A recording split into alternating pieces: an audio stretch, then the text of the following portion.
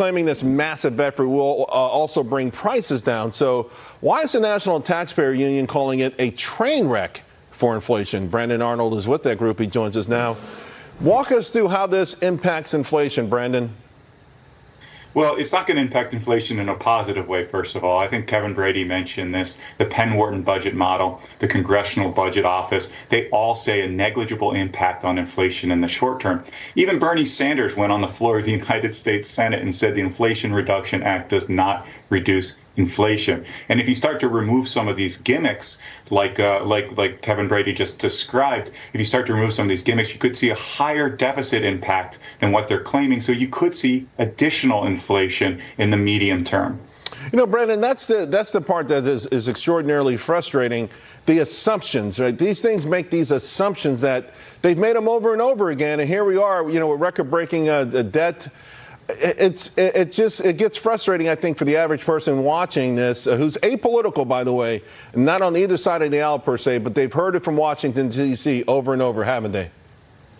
Yeah, absolutely. I mean, we were promised when they passed the American Rescue Plan Act that it was going to do wonders for the economy. Anyone who believed that, I don't know how they can feel good about this package, which is even worse in a lot of ways, largely because of the timing associated with it.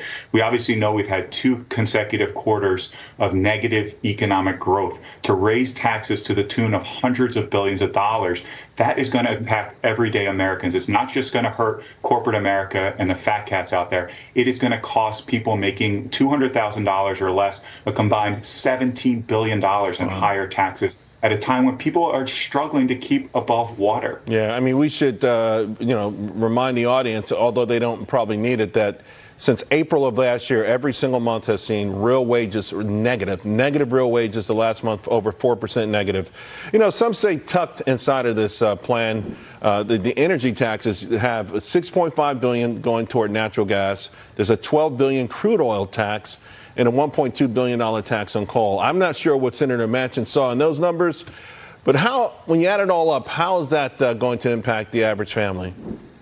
Well, you nailed it. I mean, you're looking at methane tax, you're looking at a tax on imported oil, you're looking at higher royalty rates for extracting oil domestically. And then on top of that, you have this corporate minimum tax. One of the industries that's going to be hit the hardest by this tax is utilities. Utility bills have absolutely skyrocketed. Every single homeowner and renter in this country knows that. Their utility bills have gone through the roof. So I'd like to find the economist, the economics tech book out there, anyone who believes that the way to reduce energy prices is to tax the living daylights out of it. That's the approach that they're taking here. It isn't going to help working Americans. You know, before I let you go, you just reminded me of a chart I saw today of U.S. electricity prices. It's off the scales, but compared to France and Germany, which, you know, it's mind-boggling.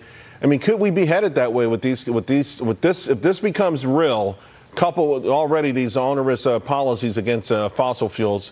Could we actually see electricity prices this winter go through the roof? Yeah, I'm very worried about the future of electricity prices in this country. Absolutely. Higher taxes are going to push up energy prices across the board. We've had this war on the energy sector for some reason. I think it's more religious than it is economics. There's just such this inherent dislike coming from members of Congress for the oil and gas companies in this country, for the utility companies in this country. They've implemented policy after policy to stop, even during the course of this crisis. This wasn't just from the outset. Yeah. Even during the course of this energy crisis, we've seen a restriction on oil and gas exploration and extraction. That is going to hurt Americans, especially come winter when the temperatures start to drop and people become more reliant on natural gas. Yeah, and by the way, just so folks know, the numbers on the taxes with energy from the Americans for Tax Reform, if you want to get more details, more granular there. Brandon, always appreciate it. Thank you very much. Thank you. All right, so Taiwan preparing